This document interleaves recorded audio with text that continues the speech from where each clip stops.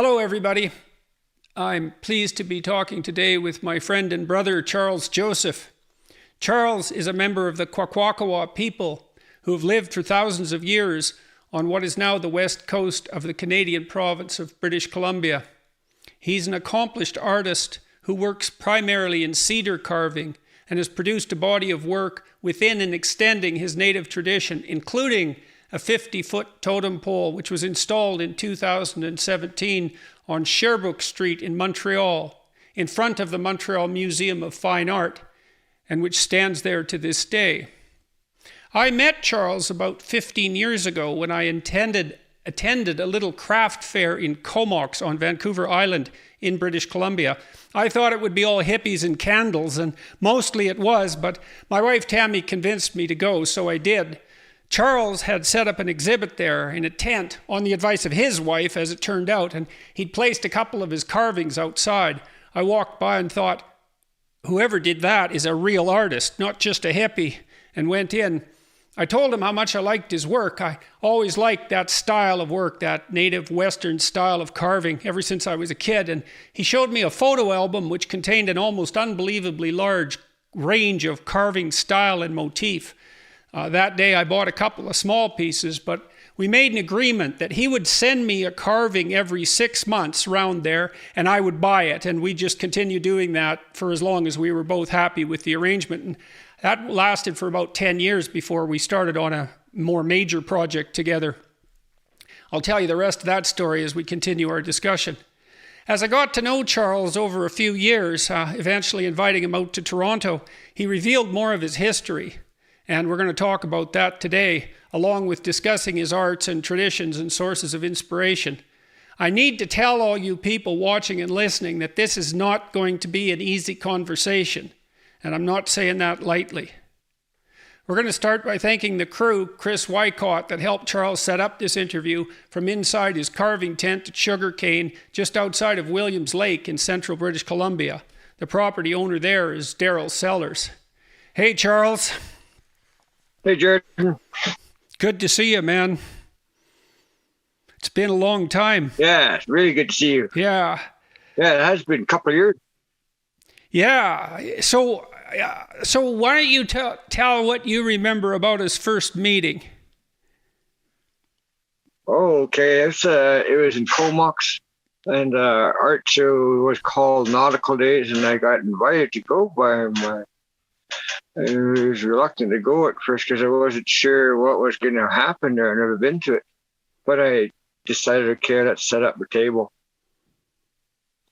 And at that time, the first couple of days, there was barely anybody reaching my table, so I brought my basset hounds.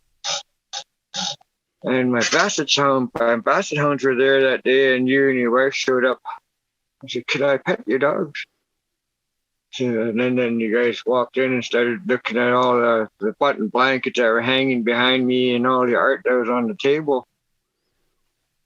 And from that day on, we became close friends, and I love it. Yeah, well, you told me something striking that day, or later, not long after that. I think you told me that I was the first white guy that you'd really made a friendship with. Is that right? Yeah. Yeah. The reason for that, Jordan, I was reluctant to have non-native friends because of my residential past. I wasn't sure if I could trust anybody that way. Yeah, well, you told me this story, and that's one of the things I want you to do today. And that unfolded for us over a couple of years as we got to know each other, and it was pretty damn harrowing to listen to say the least. And so I thought one of the things we could do today is, well, I'd like you to tell your story right from the beginning. You told me about your grandparents and about when you were young and when you were in the hospital. People should know this. Well, it started off as I grew up with my great-grandparents. My mother and father gave me to my great-grandparents on my father's side.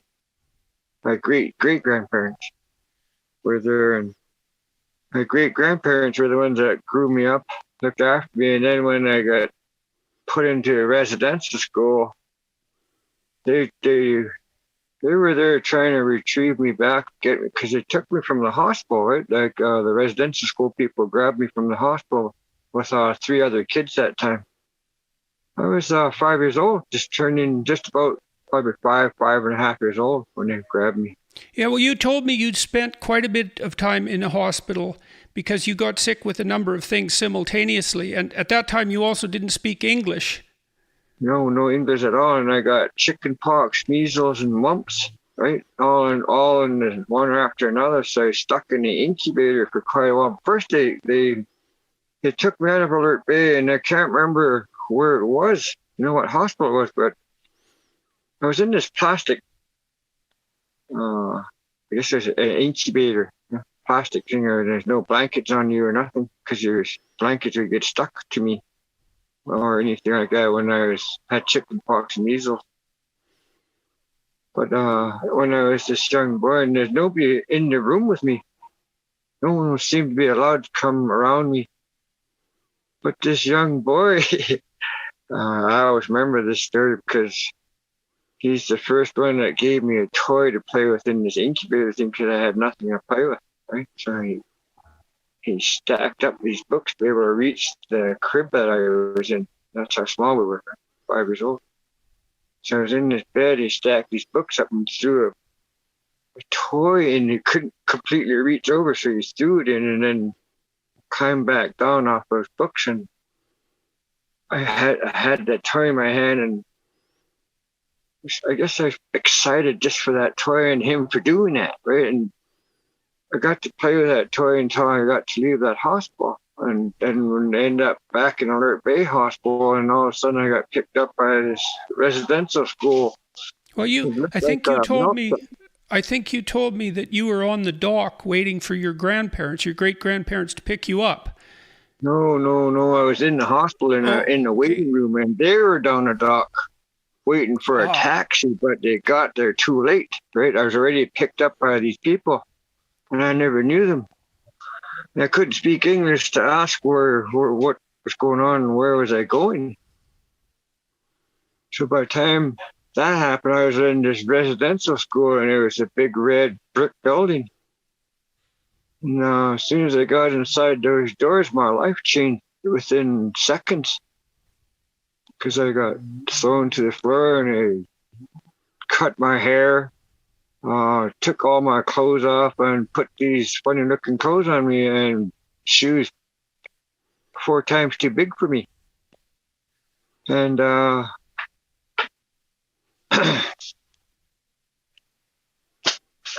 just a minute. Yep. And still gets tough. Yep. And I was sitting on my bed. They put me towards, and I wasn't sure what was going on then, because I had these funny looking clothes on, I had a haircut, and they were treating me mean. 3 o'clock came around, there's kids everywhere hanging on to my bed. Very tight, wondering what kind of hospital is this? Why is this? Why are they allowed to run around and I'm not?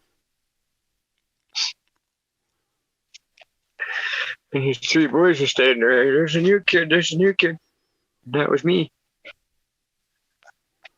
And from that day on, those 3 boys became my friends, my blood brother.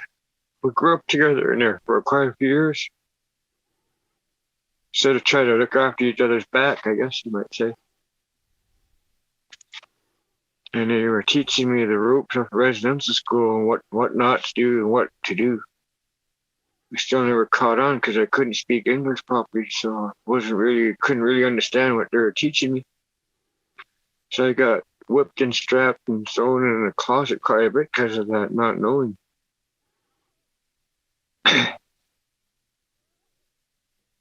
And it got worse from there. It just like I got hurt by a nun and then preacher the following day, so you were confusing throughout the years about whether I should be with a woman or a man because of what they did to me. And I never got to learn how to read or write properly or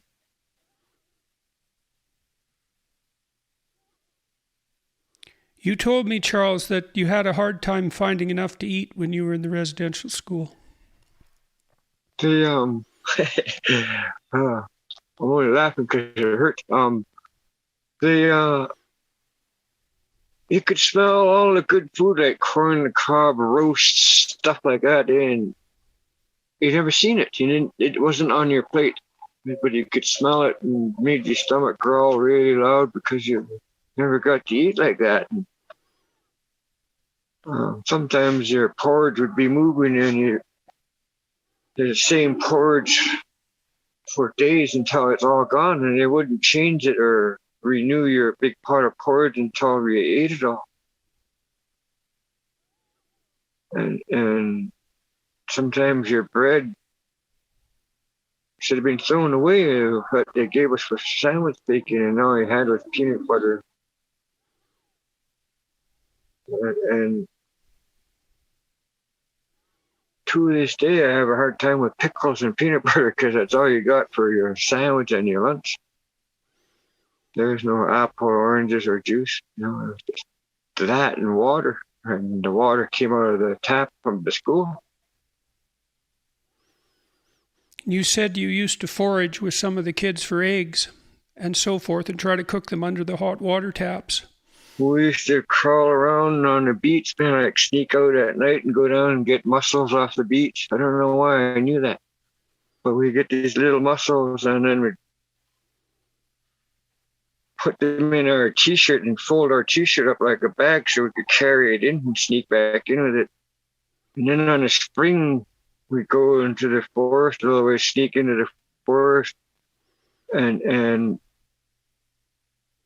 we take robin's eggs and bring them back to the dormitory and boil it under our taps under hot water. And little did we know that the mussels smell. You could smell it throughout the dorm, so we got caught doing that, right? And they wanted to know, where's the shells, where's that food?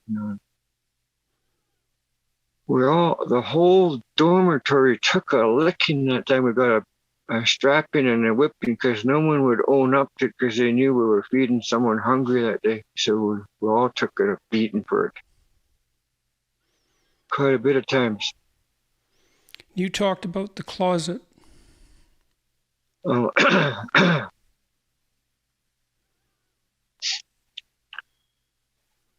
when they were done with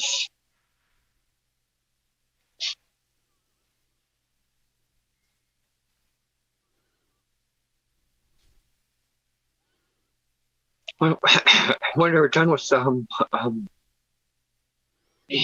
molesting you, they're throwing in a closet for five days. Dark closet where you can't stand or sit down properly or lay down. You're just sitting there with your legs bent up to your chest. It's really dark in there. And when they pull you out of the closet, it's so bright out that you black out for a while. Then you wake up on the floor getting kicked around. Get up, do your chores. Or you'll get put back in there again.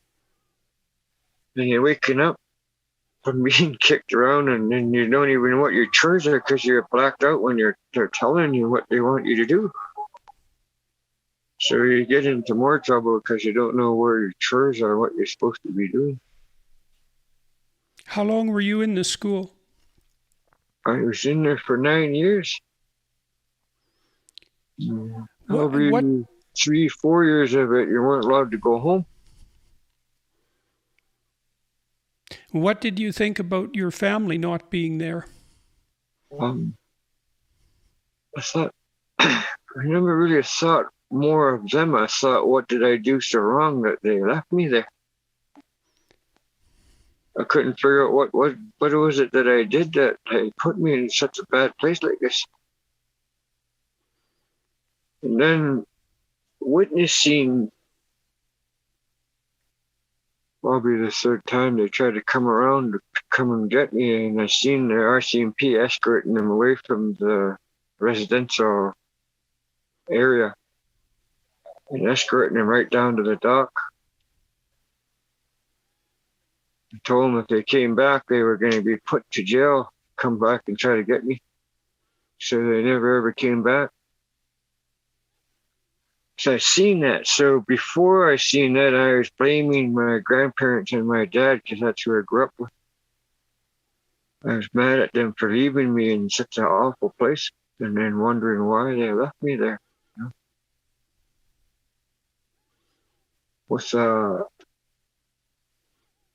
the help of my older relatives that were there, made it a little bit easier at the end, because then some of the native people started getting hired to work there at the end of the one before it closed. But before all that, there was pretty, you start to wonder today, where do they find all these mean people, to be like that? And then the other one is how could I be like them as supposedly a Christian or whatever, and treat people like that? I'm sort of more drawn away from that than want to know more about it because of those reasons. I don't believe in God. I don't believe in Jesus. I don't believe in it because if there's such a thing, these things wouldn't happen to us as kids. You said recently when we talked that there's been news in Canada about unmarked graves found outside residential schools again, and you said that although you'd recovered from a lot of this to some degree and weren't having nightmares about it anymore, that sort of brought it back. And then you told me some pretty terrible stories about that situation too. When I met you, Jordan, and a couple of other friends, I started working on things because I trusted in it. I trusted in the words that you were asking me to do. I trusted that because we were friends for a long time, and I started working on myself without going to a treatment center or places like that, because I would do things culturally. And I remembered my grandparents' teachings and cultural forms that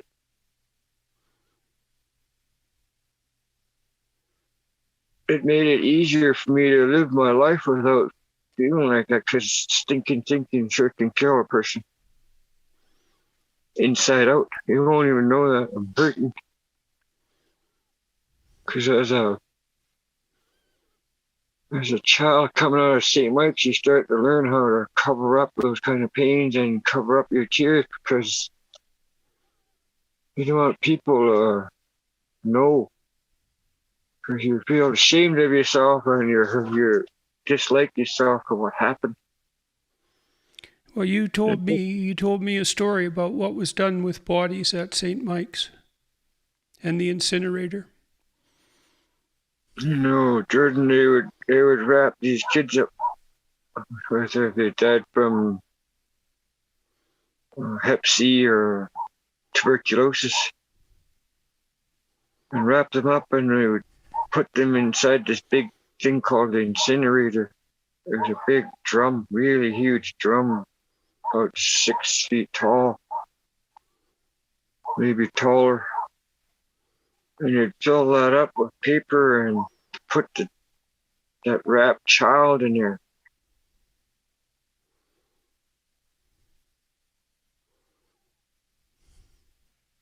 And they would make us light that fire.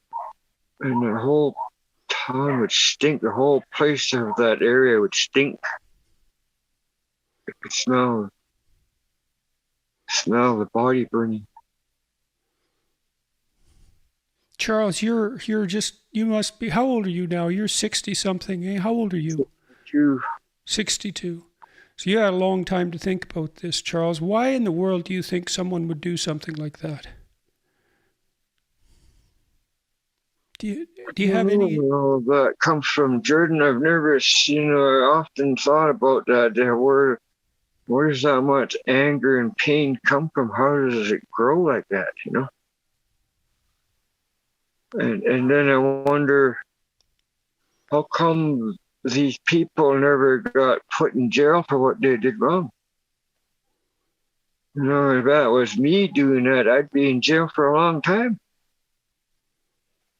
Or condemned from the world. You can't get a job and you'd be on TV saying, oh, this guy's a rapist or a molester. But these guys that hurt us, not one of them are on pictures on that stuff.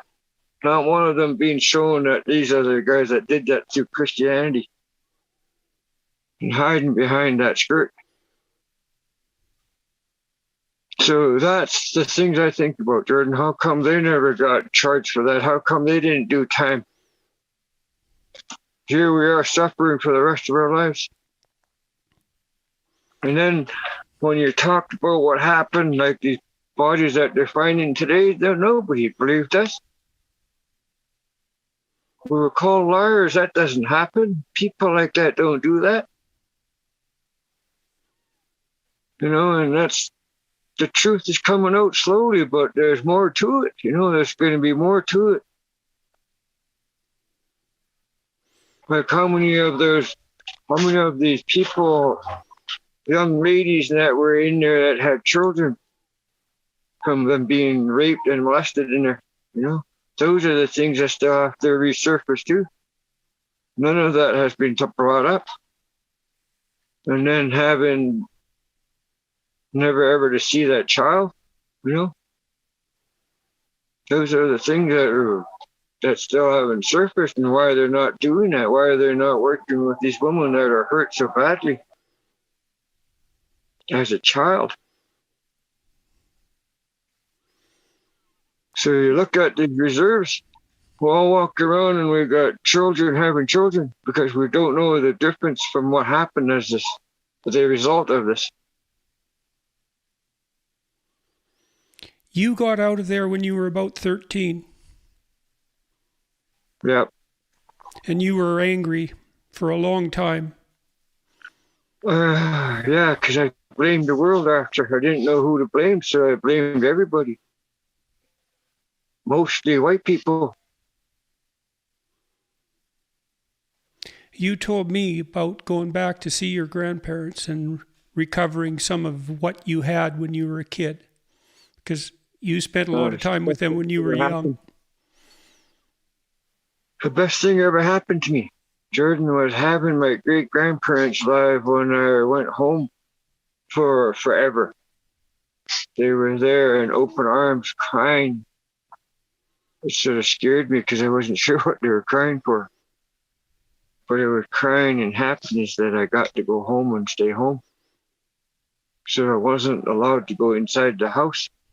They stopped me at the doorway and said, wait, Isasla, which means wait. So I stood there and they asked me if I still know how to speak our language, and I answered them. And how I answered them was and that means yes in our language. And so my grandfather said, Hukilala, listen to me. We're going to go into the forest, he said. And you're going to go learn who you really are, not what they thought you should be.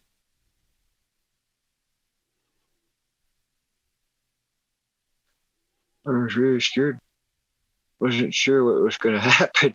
So as we were entering into the forest, my grandfather asked me to take my residencial clothes off and leave it right there, wherever it comes off. So as we were heading up this creek behind Sam Charlie's house, Siki's house,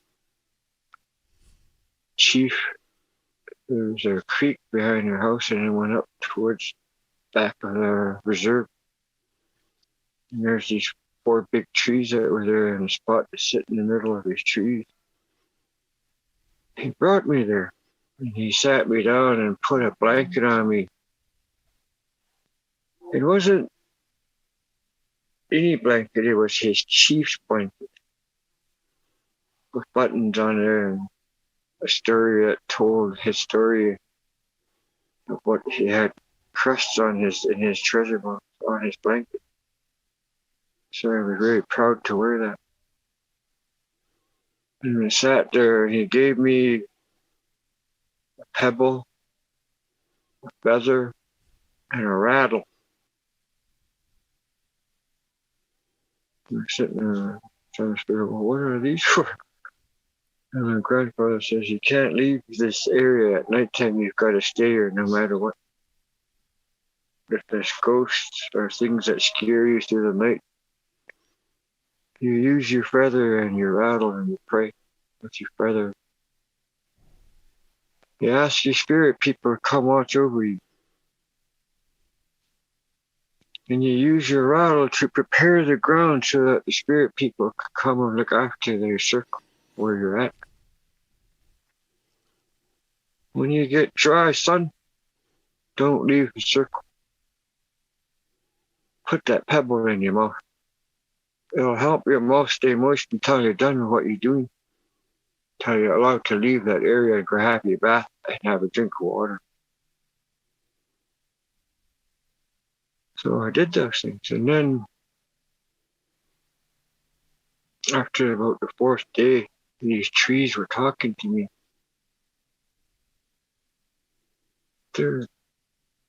It was amazing that these trees were talking to me in our language. And the amazing thing was that when you look at the 12-step book today that they use for treatment centers, they were doing it in our language, but in fours. Not one step, but in fours to me. And then reading me positive affirmation about who I am. And then nurturing that little boy. At first I couldn't understand what little boy, and that little boy was me. When I got first put in St. Mike's. And then worked my way up to being able to handle what was going on in my life without hurting myself and watching other people suffer the way they suffer today, and knowing that there's just a little bit of comfort that you could find. You stop that stinking thinking for all, right? Charles, did you tell me that when that was happening to you out in the forest, that your great-grandfather had got people to be behind the trees and talk to you? They were standing behind the trees. Yeah, but I thought their trees were talking to me. But when I finally got up and walked out to go walk home, these people were behind me, and I looked back, and there's these chiefs standing there behind these trees, and they're nodding their head. And that means it's okay to leave the circle. You can go home now. Tell your grandparents what you've learned, how you feel. But when I was walking, I felt like I was on clouds. Walking on clouds, because a lot of that pain and pressure that was inside me felt like some of it disappeared through them, through the positive affirmation. And then, what were they telling you? What were they telling you? Why did it help? Because they brought me to my childhood.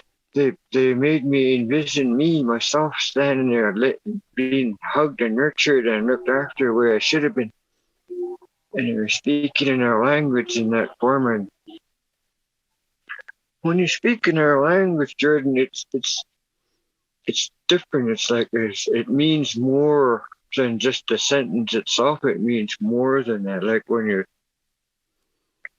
sitting there listening to them tell you the good things about yourself, you start to look at what they're saying and what the other guy's saying. He goes, the weather's like this. It's nice out. The smells in the forest. Who you are. What's your native name? All of that gave me strength for some reason. And then they started talking about who I should be today, what you should be learning, what you should do to make yourself feel more comfortable with life. And to meditate to the spirit people about strength and be able to learn from what it is that you're doing here. Why are you here? And why I was there was to let go of this pain that I'm carrying still today, but to be able to live through it without hurting myself or others. Charles, can you talk more about what happened to you in the residential school? I know these are terrible things to talk about, but people need to know.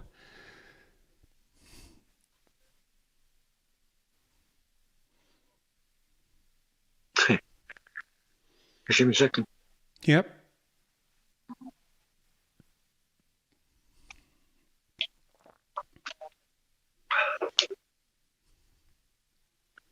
Water's healing.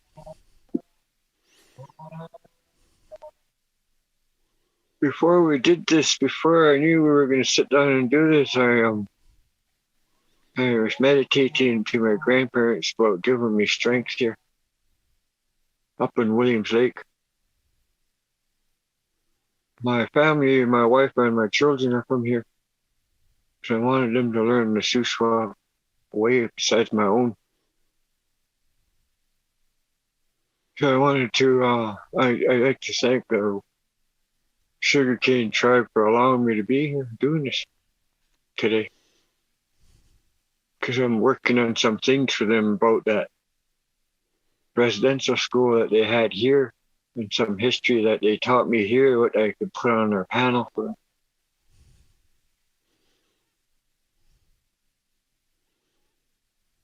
First of all, I think if you could think of all the abuses you can say in English or whatever that happened in here. It really happened. And they hid it so well that people didn't even know what was going on right next door to them.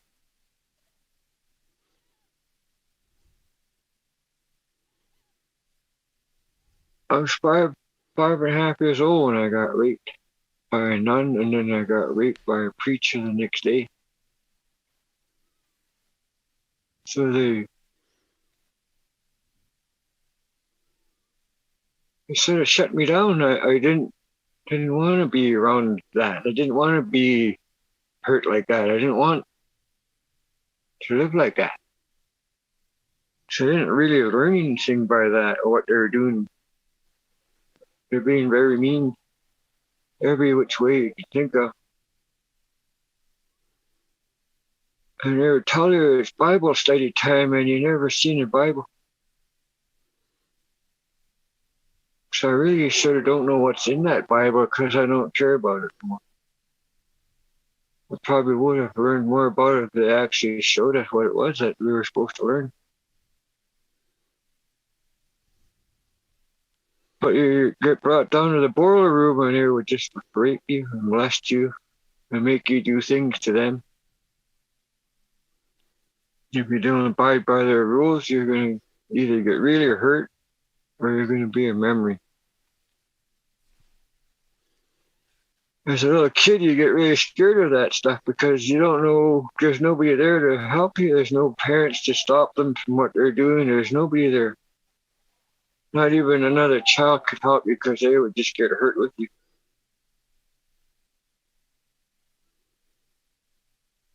I can talk about it today because it's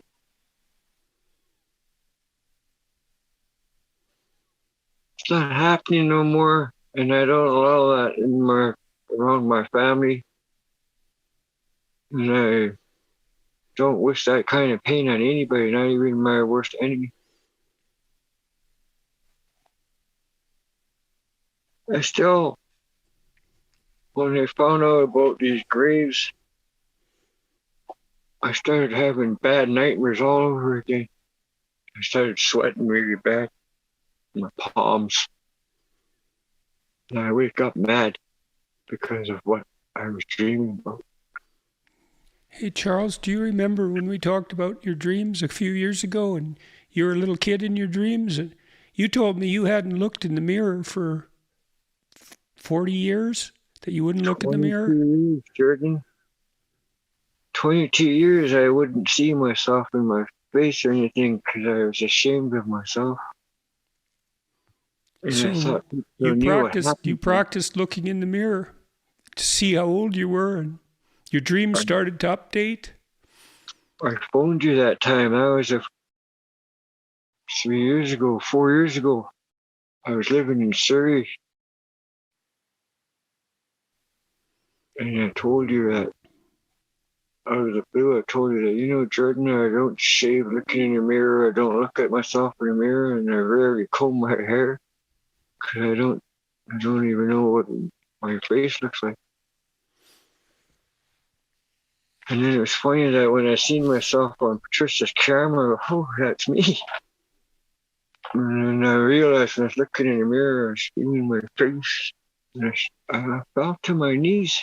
And Frankie goes, "You okay in the bathroom?" I made a big thump. And I could barely say I was okay without letting her know I was crying. I was crying because I missed out on 20 years of watching my face and my hair and my body get older. I missed out on looking at myself, and because of that, because of my shame of myself, of what happened to me in residential school, I transformed my dreams to my grandparents. They're the ones, my great grandparents. They're the ones that were teachers at that time. So I thought, when my great grandmother went to the hospital, when she had an injury on her left leg, on her top of her foot, she was a diabetic, so it had a really hard time healing, and they wanted to amputate her foot that time. And she told us that in our culture, when a person loses a limb or a finger or whatever in this world, that you've done something so bad that you got to fix it in the next world, next time. So there's no way you're taking my foot off. She told the doctor just to leave, call my family. So she called me in and told me what she was doing, and I was sitting there begging her not to do that, because I still needed to learn more from her. And she says, "You're moving." "What do you mean I'm moving?" "While you're sitting with me, I have family members up your house right now packing you and your family out, and you're moving on the last ferry. You're moving to Canberra River, and I don't want you to see me the way I'm gonna be. I want you to remember me, who I am and what I'm now, not when I get sick." And I was begging her not to do that because we still needed her, and I still needed more knowledge from her. And she said, "No, son, I'm tired. Can't be here no more." So the last ferry came around, and I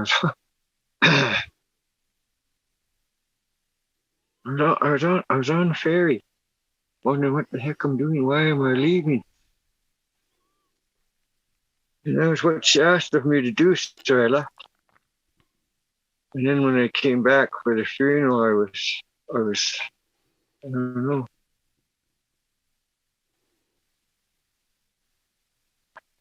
I became a drunk because everybody passed away. It seemed like everybody that I got close to, or really, really close to and loved very much, they seemed to pass away on me. So I started, geez, my jinx. Every time someone I get close to, they either get sick and die or something happens bad. So for the longest time after my great grandmother died, I wouldn't take anybody as a friend for all that close because of those feelings.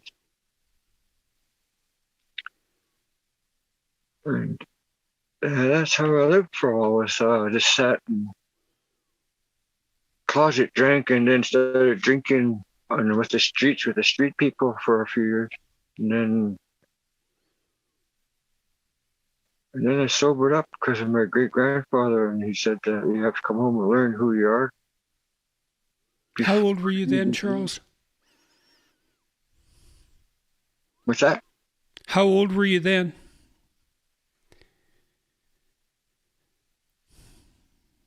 17. I was still underage. 17, 18 years old. And then not too long after that, they passed away. So I was having a hard time with that because I had nowhere to go and sit and talk to anybody no more elders to learn from. That's how I felt for a while. Because I closed myself in and didn't want to look for a new grandpa or a new grandmother to teach me. I was too hurt. So I stuck to myself for a while. And then the first time I walked into a ceremony house after a few years and met up with Bo Dick and Wayne Alford and those guys, and they woke up the carver guy inside me. And since that time, I just started looking forward on how to look better and feel better for myself, and looking for people that are positive so I could inhale some of that positivity, and learn what it feels like. Let's talk about your carving. You said that when you met Bo Dick and he was a famous carver, and the people that he was with, that woke something up inside of you, and that was associated with what you'd learned from your great-grandparents when you were a kid. They were artists. They were all carvers. My great-grandfather, my great-great-grandfather, and my dad, they were all carvers and professional dancers. They would call them professional dancers. And I seen it, and I wanted that. I wanted to be like my dad. I wanted to be like my grandfather. So when I got to hang out with the elder carvers, it felt like I was sitting with them, and then when I was sitting with these elders learning how to carve, and then started sitting with Bo and Wayne, the people that I grew up with, and amongst another of the elder carvers like Doug Kramer and Bruce Alford, and watching how they create these beautiful things and make it look really easy. So I thought, geez, I want to be that guy one day. I want to do that. So I started carving more and more and more, and then started missing out on my jobs that I used to have. I used to be a logger and a fisherman, and I just recently sold my boat because I like carving more than I would fishing. So, and the thing about the carving lifestyle is I'm still sitting here in Williams Lake by myself, carving, always by myself.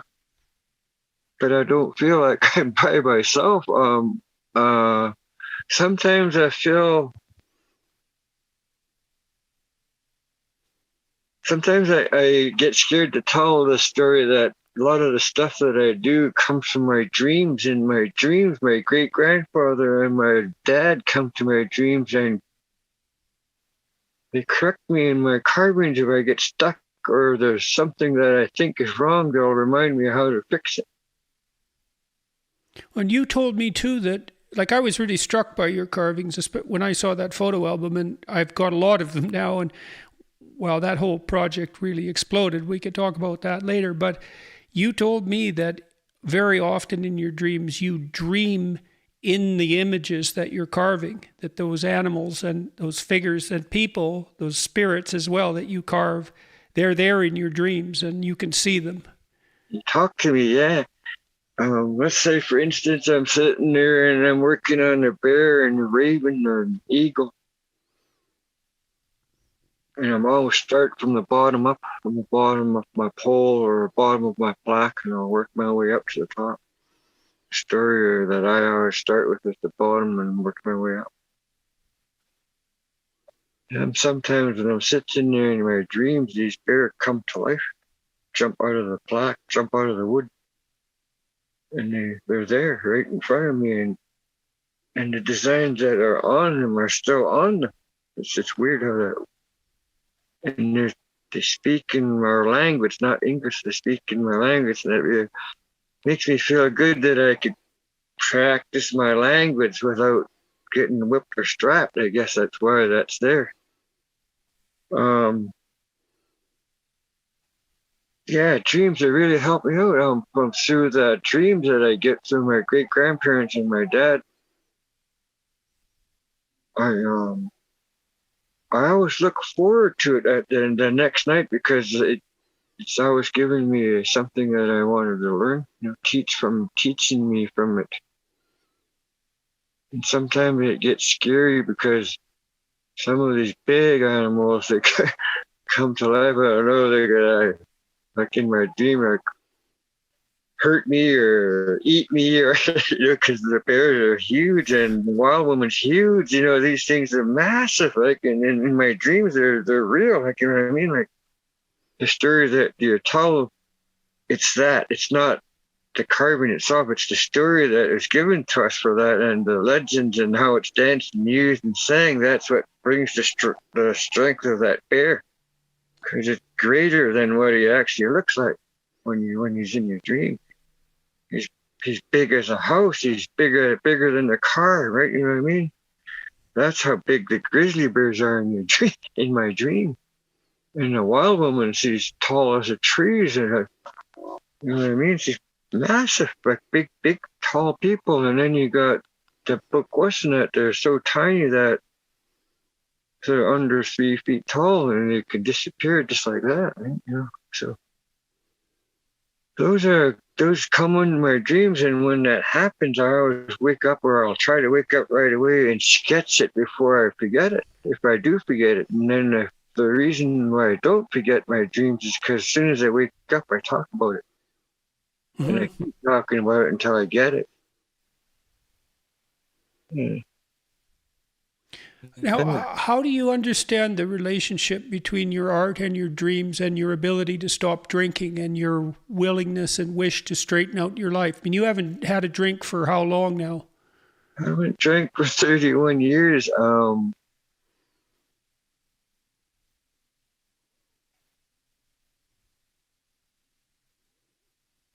I think the reason why I quit drinking and drugging was because it didn't go hand in hand with what I was doing with art and culture. It wasn't there, right? It didn't have those feelings that you have when you're sitting around your art or watching the dance go on or the singing. It means more to me when I'm in cultural. It feels like it's my church. Let's put it that way. I think that's how I want to put it. It feels like I'm in my church when I'm doing these things. It feels like when they're singing and the drums are going and there's from young kids to our elders, and when our elders walk into the ceremony, how whether they're on a wheelchair or they got a cane, that just gets put down, and it's like there's no pain in that elder because of that singing and drumming. It just Okay, this is how my great-grandfather told me one time, is that you draw the energy from your guests, and then when you're dancing, you give it back. So that energy is going around like this to them, through your guests, and then on the floor to the dance, and then back to the guests, back to you, back to them, like that. The energy, a positive feeling, good feeling, just goes around and around and around, and when you leave feeling like that. Like you're that dancer, you're that singer, you're all of that by witnessing that. And I think you witnessed some of those feelings that we've done at your house, and plus at our ceremony place back in Port Rupert when we had our potlatch. And that was like I was in my glory when those things go on. Makes me feel really good. None of that, my childhood pain surfaces when I'm in that zone. One of the things I found really fascinating about the carvings was the relationship between them and your dreams. That was extremely interesting, but also the fact that these figures that you create are associated in your tradition with songs and with dances, and that your families have songs and dances that are specific to them and carvings that are passed down that are specific to them. It's very remarkable. And so maybe you could talk a little bit about that if you would. Geez, that kind of art goes back generations after generations, but we're always told when you first get put into a dance or a mask and your name is you're not the owner of it, you're just a carrier of it. You're carrying it for your chief, your family, your treasure box. So when you put all of that in one box, like the treasure box, you start to look in there and see what your family, how it started, where it created from. Why does it belong to us? Why don't we use these ones?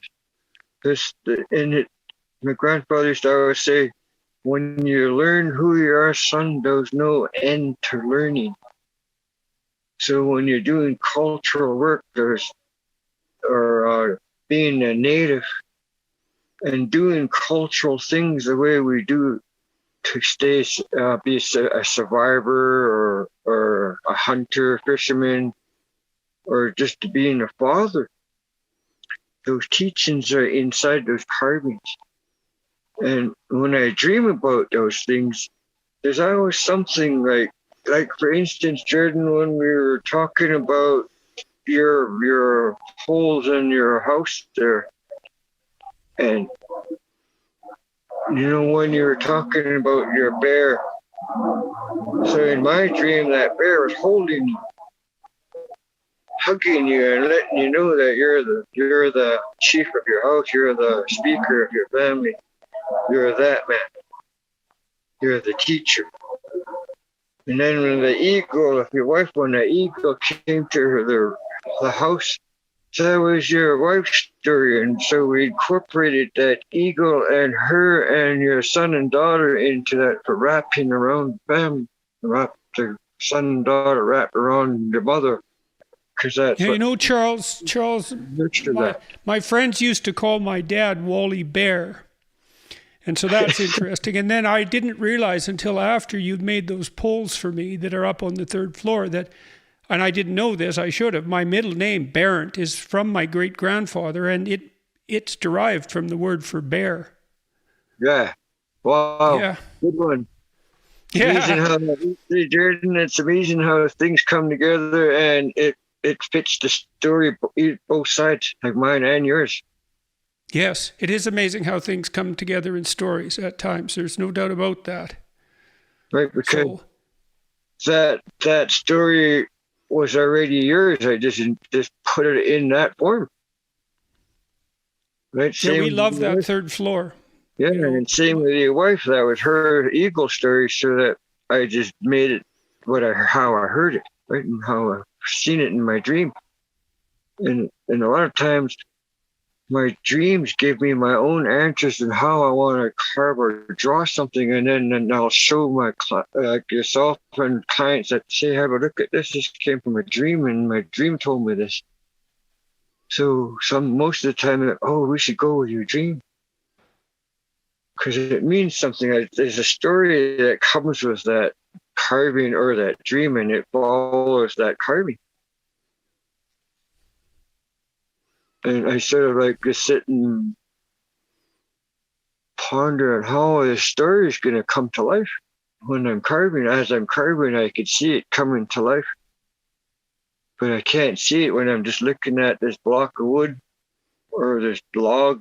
But once it starts forming into a totem pole or a carving mask, then I start to see that story that's coming from that. That's when it comes to life, is when I start to carve it, actually. So I can't tell you sometimes the full story until I'm actually finished drawing or carving what it is. Because as I'm doing that, I remember stuff in my dream, what they're saying to me, and how I should say it in English. So when you came out to Toronto, we started to talk about my third floor. Tammy and I had kind of had this weird dream of putting a log cabin on the top of our little house in Toronto. And it's an absurd thing in some sense, but that's really what happened, because the whole inside of that now is wood from my great-grandfather's barn, and it's full of your carvings. I think there's 30 of them up there, a lot of them from the potlatch that you hosted on Vancouver Island, and that we had the privilege of attending, which was an amazing thing, a completely amazing thing. And when you came out here, we won't mention who he was, but I introduced you to a good friend of mine, and he commissioned a lot of work from you, including that huge totem pole. And so maybe you could tell the story about carving that 50-foot totem pole. 54 feet. Yeah, 54. 54 feet, yeah, 54 feet with the horns on and stuff. It started off with when you first brought me to Toronto, and then we were talking about Shamey, and his name is also Charles. Another resident.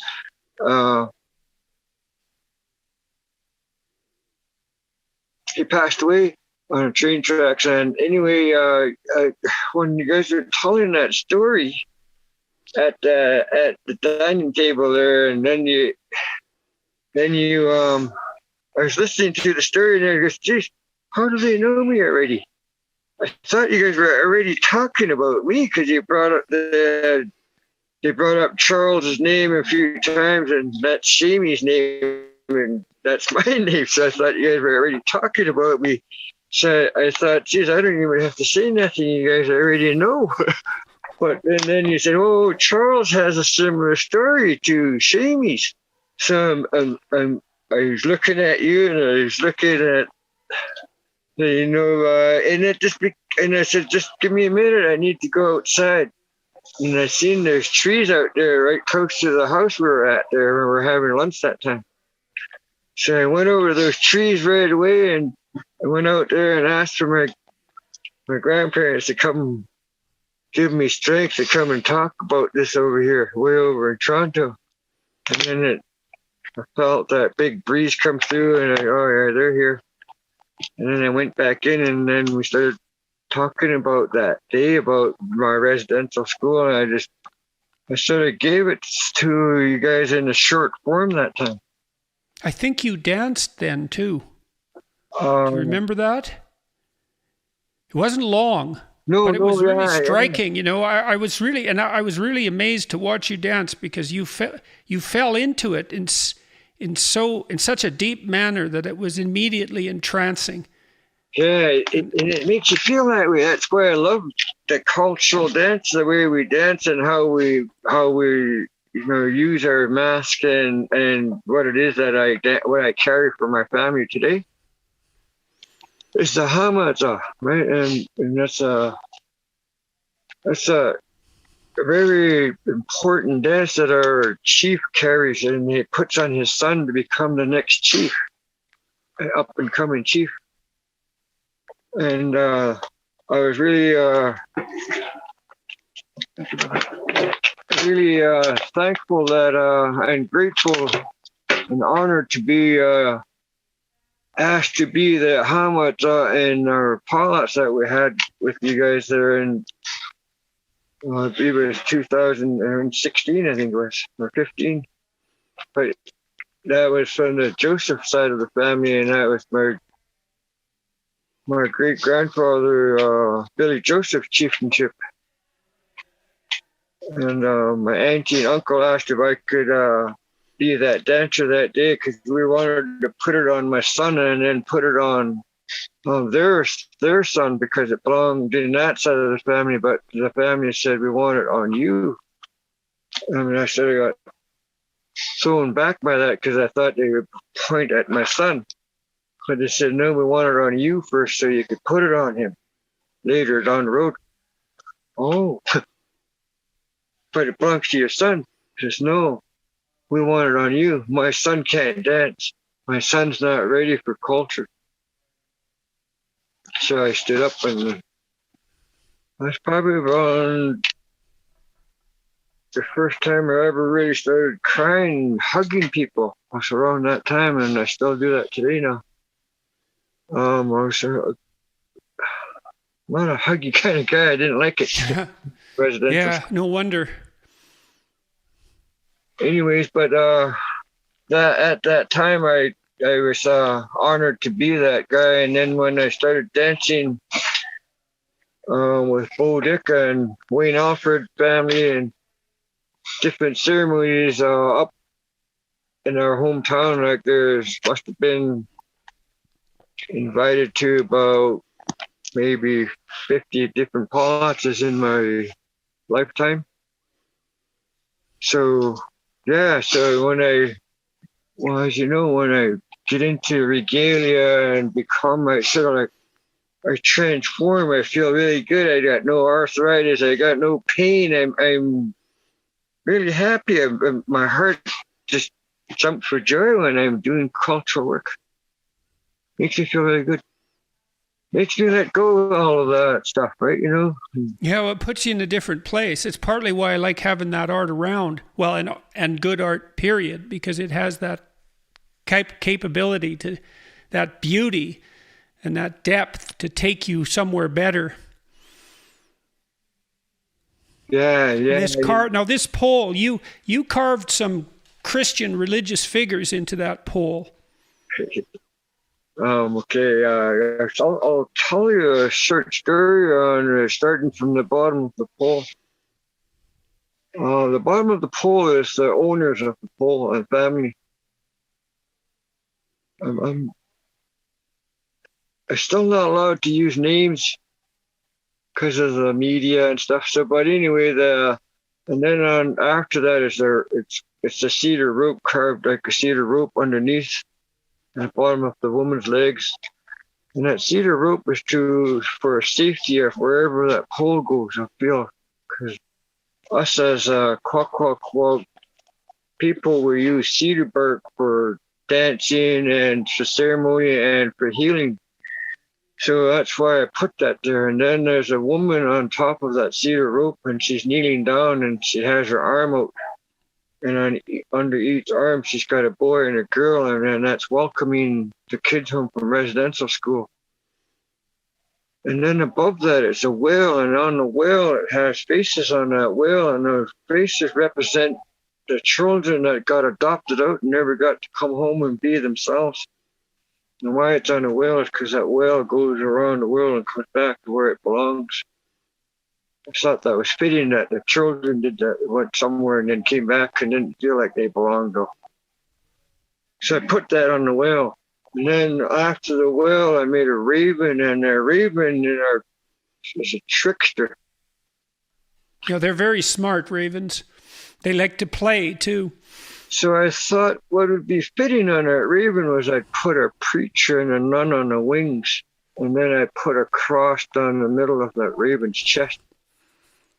The reason why I used the raven was because of how these Christianity people tricked our people into taking our elders first, and it didn't work. So they put the elders back and took the children away and put us in these residential schools. But they tried to do that with elders, and then they put them back because the kids were still learning. So they put the elders back and took the kids away. And that's when they found it was more effective. So, it's the thing about when your life changes over and over. Like when I first met you guys, I want to live like that. I want to feel like that. So I look for people like that now. I look for positive people that feel good about themselves. And I'm not trying to brag or anything, but it's good to feel like that. It makes me feel good that when I'm like that, I can carve happy masks. I feel good. I'm not frustrated inside or hurt inside where my mask's going to feel like that, right? Or my carving. So when I do totem poles, I want to feel like that. And when I'm not feeling good about things, I won't go to that pole that next day or something. If I'm feeling down, there's something sad or a death going on, I won't go around my art until I feel better.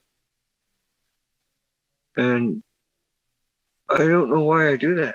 It's just something out of respect for the spirit people, out of respect for the teachers that taught me the art. I guess that's learning how to deal with respect in that way. Well, learning what to respect too. Yeah. I mean, look, there's with alcoholism, there's a scientific literature on alcohol abuse, and one of the most effective treatments for alcohol abuse is spiritual transformation. It's the only treatment, so to speak, for alcoholism that's really been validated. And so that's really quite something. And you said that you found something that was more important fundamentally. I mean, there's more to it than that, but that's to be taken seriously. I quit drinking when I was about 28. And the reason I quit was because I was writing. Well, there was a couple of reasons. I was having kids and I wasn't going to drink when I had little kids. That just wasn't a good idea. And, the only time I was doing things that I would be ashamed of the next day or a week later or something, it was always if I was drinking. And so I thought, well, maybe I don't want to do things I'm ashamed of anymore. But also, because I was writing, and I was writing about mythology and stories and all of that, it was very hard work and very emotionally demanding. But I couldn't do it well if I was hungover. And so I thought, well, which do I want to be? Do I want to write this book or do I want to be hungover? And so I stopped, and I stopped for 30 years, I guess.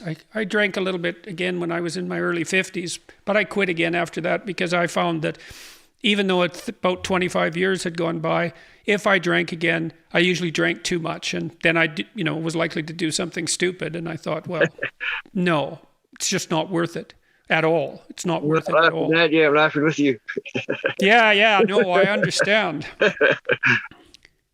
And so how many people worked with you on those big poles that you produced? I mean, you produced some 8-footers for me, 8 and 10 feet, I guess. The welcome figure must be 9 feet about. When I worked on your stuff, Jordan, there was just the family, me, Oceana, James, and Frankie. And when I worked on that big 54-foot project, there was Oceana, James, Frankie, myself, my brother Leonard, my brother Gordon, my late nephew Johnny, and my nephew Mike, and Orbit, Leonard Jr. And it was like I've always done. It was always family effort, right? I make sure I keep my family involved, and so they keep in touch with culture. And then when we had that ceremony, a lot of my family members didn't make it, but when the ones that did make it, they were never, introduced to the culture because they lived in Vancouver all their lives or urbanized. So when they got to come home, it was a big teaching to them too, right? Because they've never ever been involved in it. So it's good to see that it works. Was it good for them to do the carving? Oh, geez, you should have seen how they felt when it got stood up. They were so proud of being part of that. You know what I mean? And I was proud to see that, how happy they looked when they seen the creation that we did together as a family stood up somewhere where we're never going to probably go again, Who knows?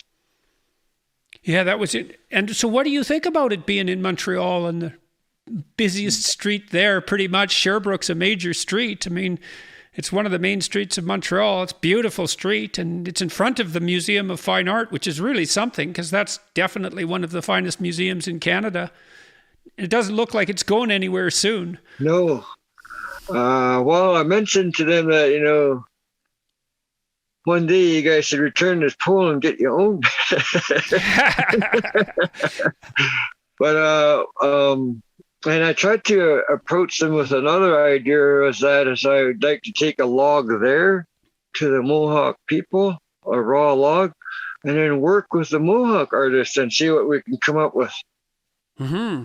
And that's one of the ideas I had, just so. Do you have Mohawk artists that are interested in that? Jordan, reconciliation with another tribe. I don't know if I want to call it that. I think it's just to to rekindle what our elders did before us, and go back to being related in all the nations across Canada, I guess. Right? So when you approached the museum with that idea, what happened? Because that's a great idea. Do you have Mohawk carvers that are interested? I know of a couple that were, and then we were going to first get that idea on the table. Then I was going to bring it to the Mohawk chiefs that I'd invited to the pole raising, and then see what would become of it. Yeah, so I haven't heard nothing back from that yet. But one good thing that came out of that since that time, though, is they had this thing that they were talking about, the totem pole inside the museum. And then they had people make footprints and what they thought about the story of the pole, and then they leave their footprint behind.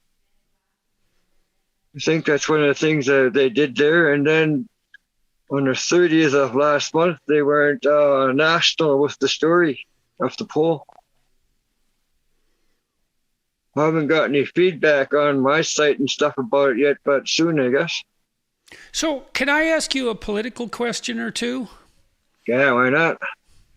Well, Canada is hypothetically engaging in this soul-searching process, this reconciliation process, and I'm kind of curious about, there's parts of it that I'm really I don't feel good about.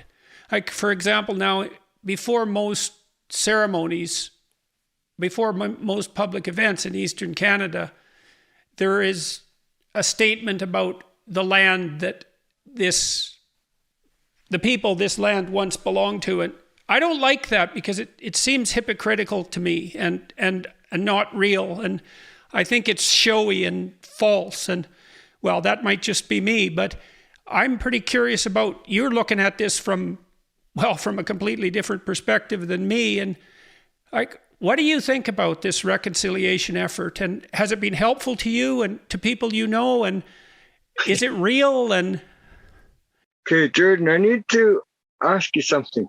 This has been on my mind for a while, and I wanted to ask you that quite a while ago, but what does that mean, reconciliation? What does that, in my mind, that means two parties that are saying they did something wrong and trying to fix it. That's what my thoughts, what reconciliation means, but that's why I don't agree with it. Because we're not the ones in the fault. They are. So I'm going to tell you a story, Charles, okay? Okay. I want to tell you a story.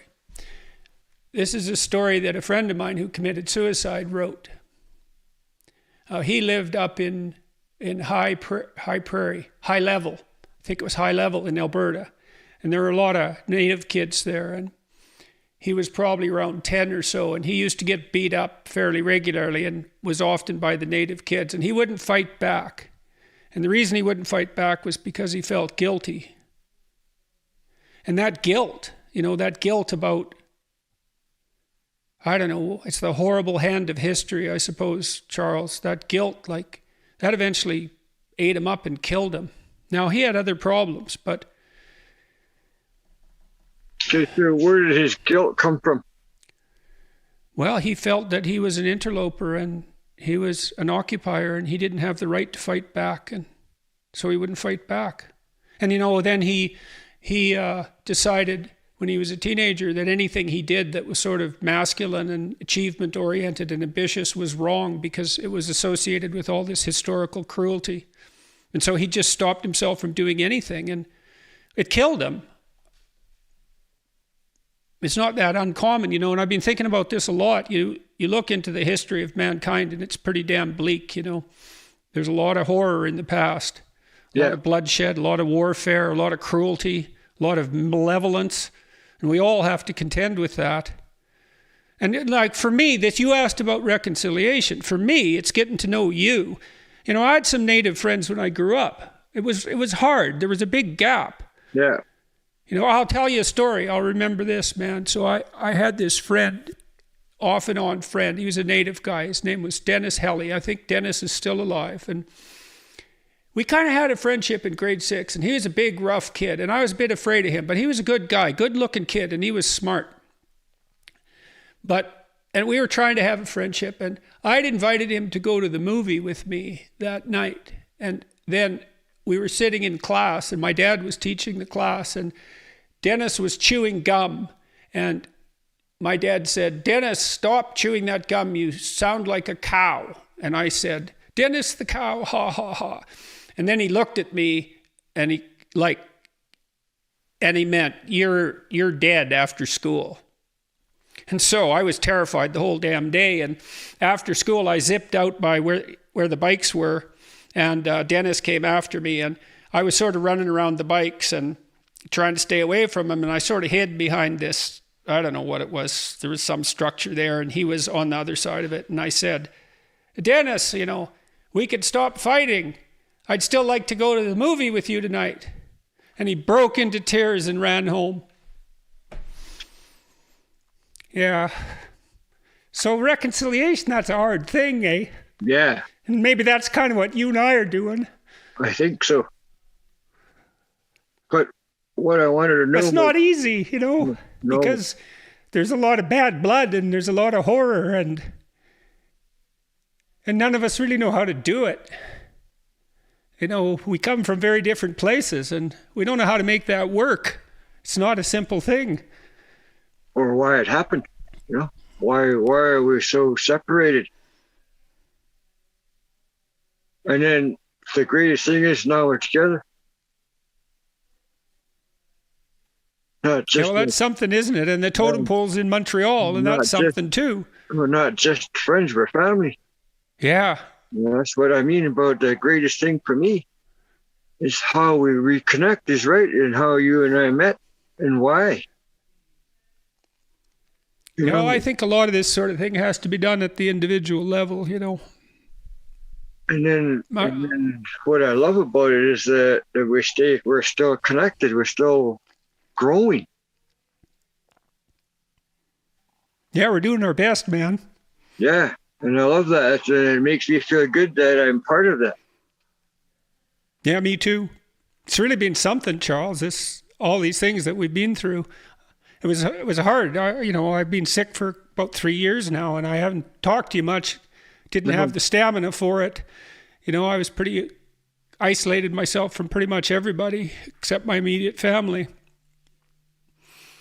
But we've been on some great adventures, you and me. That potlatch was really something. That ceremony, when you and your guys came, and your wife too, your whole family came to my house to do the ceremony to open the 3rd floor. That was the same day.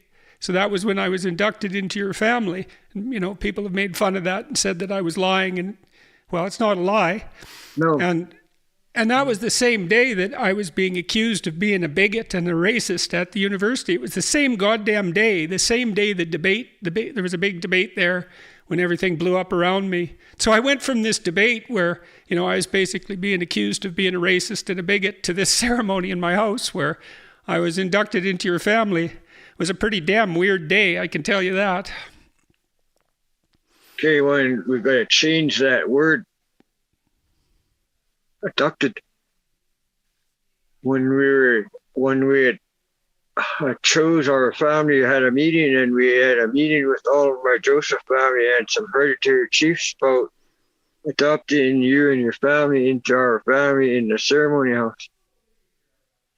And then the chiefs had asked me what was the reason for doing that.